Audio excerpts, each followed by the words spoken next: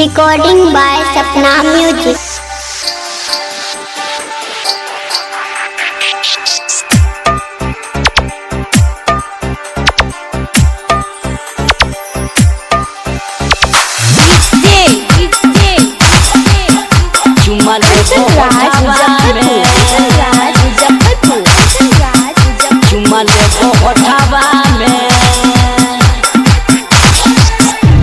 सावन भादो के यलो महीना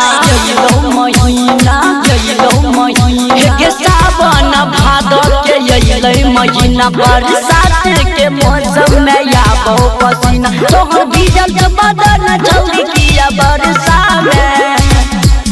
के छौरी चल पटुआ में चुमा लेबो होठवा में गे छौरी चल खेतवा में प्यार करबो पटुआ में हे गे सावन भादो के यलो महीना बरसात के मौसम में आबो पसीना तोहर भीजल के बदन छौरी किया बरसा में गे छौरी चल पटुआ में चुमा लेबो होठवा में गे छौरी चल खेतवा में प्यार करबो पटुआ में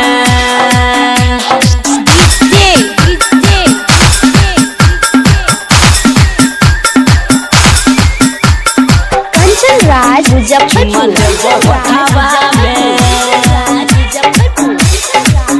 चुमा लेबो होठवा में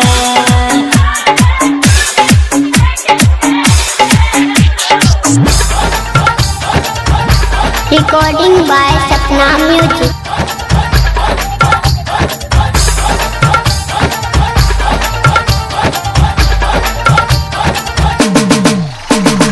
गर्मी में भी जल छो गुलाब जना खिलल छो होठवा से चुए छो पानी के धार पांजा में धर लेबो झटसी ना कर लेबो भेलो ये हमर मुंडे खराब काट लेबो दांत छौरी तोरा होठवा में के छौरी चल पटुआ में चुमा लेबो होठवा में के छौरी चल खेतवा में प्यार करबो पटुआ में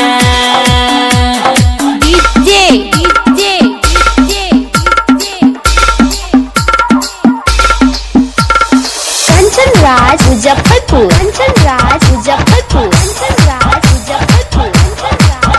चुमा लेबो होठवा में छौरी चल पटुआ में चुमा लेबो होठवा में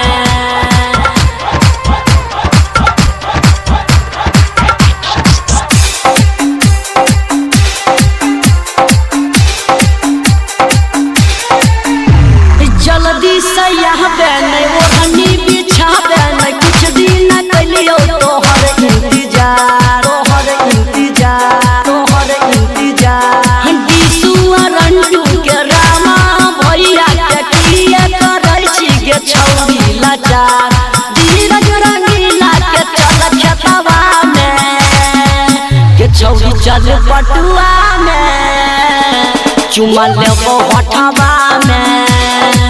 ये छौरी चल खेतवा में प्यार करबो पटुआ में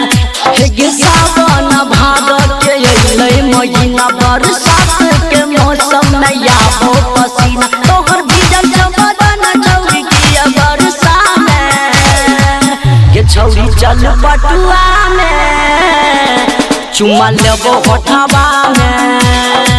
ये छौरी चल खेतवा में प्यार करबो पटुआ में ये छौरी चल पटुआ में चुमा लेबो होठवा में ये छौरी चल खेतवा में प्यार करबो पटुआ